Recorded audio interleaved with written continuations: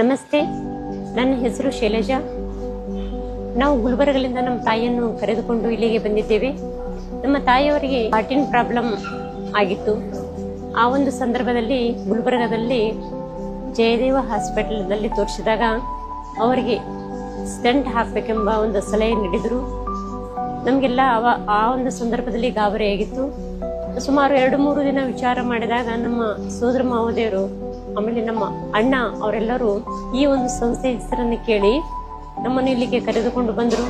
ಇಲ್ಲಿ ಕರೆದುಕೊಂಡು ಬಂದಾಗ ಎಲ್ಲ ರಿಪೋರ್ಟ್ ಅದೆಲ್ಲ ನೋಡಿದಾಗ ನಾರ್ಮಲ್ ಇತ್ತು. ನಿಮ್ಗೇನು ದೊಡ್ಡ ಪ್ರಾಬ್ಲಮ್ ಇಲ್ಲ. ಈ ಒಂದು ಯೋಗ ಯಜ್ಞ ಇವೆಲ್ಲ ಟ್ಯಾಬ್ಲೆಟ್ಸ್ ಇದ್ರ ಮುಖಾಂತರ ನೀವು ಗುಣಮುಖರಾಗುತ್ತೀರಿ ಅಂತ ಹೇಳಿದಾಗ ನಮಗೆ ತುಂಬಾ ಸಂತೋಷವಾಯಿತು. ಜೊತೆಗೆ ನಾವು ಇಲ್ಲೊಂದು ವಾರ ಚಿಕಿತ್ಸೆಯನ್ನು ಪಡೆದೆವು.